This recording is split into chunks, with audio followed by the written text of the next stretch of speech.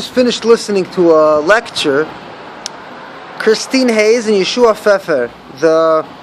He's a Dayan in Yerushalayim, and let me tell you, it's amazing because the fact that she's it's rabbinic literature, and the fact that she's one of the best in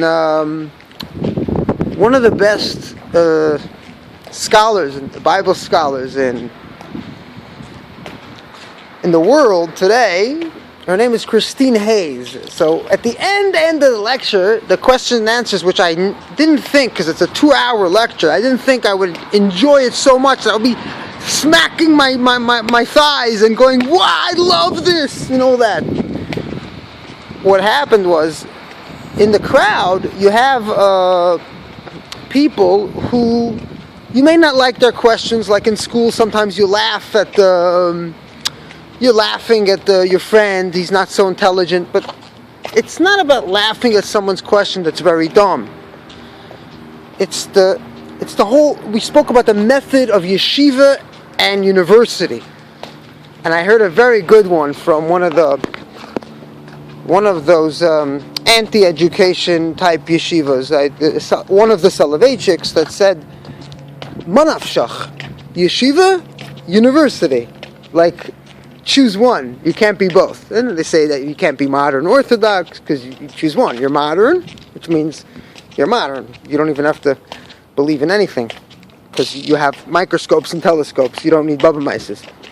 Or you're Orthodox, which means you go back and back and back to Christendom, to the time when everybody were believers. Everybody was, there was no, the best of society were believers. Today, the best of society are dafke lav dafke, ma'aminim.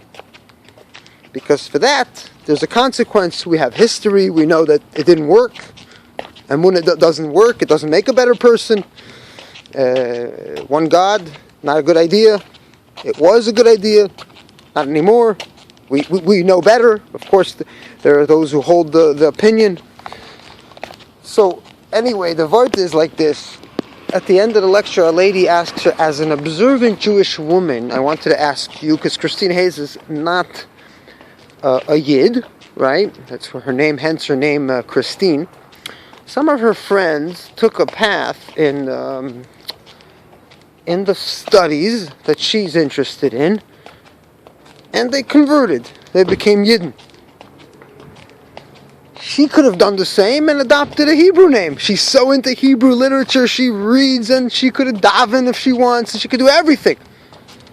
And when she mentions that she's not Jewish, she mentions it in a very explanatory way. She says, I am not a halachically observant Jew.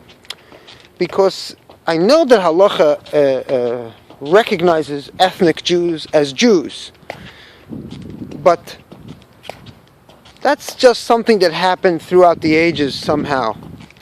Because halacha could recognize, halacha's recognition of an ethnic Jew named Goldfarb is just as valid, and Jew obviously says, well, I have some relation to Ashkenazi blood, and we're non-Christian, and yes, we may come from, Jewish descent. But for halacha to recognize someone by birth from a Jewish mother and to say, okay, that's tahir, right? That's what it is. It all boils down to tara. It's just like the Muslims who claim Jesus was a Muslim. And they do. And they also claim that everybody's born Muslim and then they're tinekis shenishbu. So Islam is pretty tight on that, Like, and the Catholics say that once you get baptized as a Catholic, then you're marked on your soul forever. So this is interesting because there was a boy who came to Crown Heights and became a halachically observant boy and born to a Jewish mother, so he didn't need to go through a process of giyur, but he's anyways practicing halacha in the yeshiva, in the Chabad version of it, and his father says, well, it's always marked on your soul, and I would say, well, good. So good. So I'm a Catholic, I'm a Muslim, like Gandhi says, I'm a Muslim, I'm a Jew, I'm a Christian, I'm a Hindu, Gandhi, like I'm everything, why not? I answered one guy in a restaurant. He asked me if I was a Catholic. So I never knew I looked Catholic. I said to him, well, if I believe in it, then I believe in all prophecies. Then I'm a Jew, and then I'm a Muslim, and then I'm a Scientologist. If one is true, they're all true. Of course, that's not the way religion works. It would never work that way. It's not spirituality. And even if it is spirituality, it's got to end up in one bank account. It can't be two bank accounts, whether it's a Nam yoga or something, right? So the lady asks Christine Hayes, do you envy, at the end of the lecture she asks, do you envy a Jewish woman? And I'm asking you as an observant Jewish woman, which I don't know why she had to mention that point, but it helps. And I loved her question. I think it's a stupid question. I think it comes from ignorance. I think it comes from religious beliefs. I think it comes from thinking that you're the center of the world. I think it comes from lack of thinking about the damn question to begin with, because what do you mean by envy?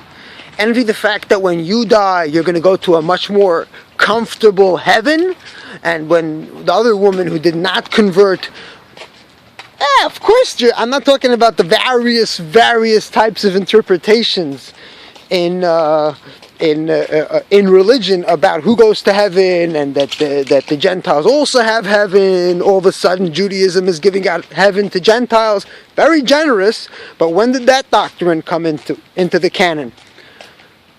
And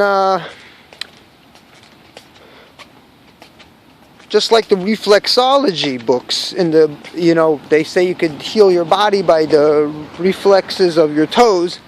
There's a lot of different charts made by different people, and they're not all the same. So at least one of them's got to be true, or none of them is true. What do you think? So anyway, she says, well, I've always been comfortable with me, so I don't really know what it is to envy a Jewish woman. It's interesting how I enjoy so much the question coming from superstitious beliefs, because there's nothing there. What are you going to envy? Envy what type of woman? You could envy a piece of even if you envied a woman that was covered in bling, or her body shape was amazing, or her looks was yefei toyar v'yefei mare, even that is not.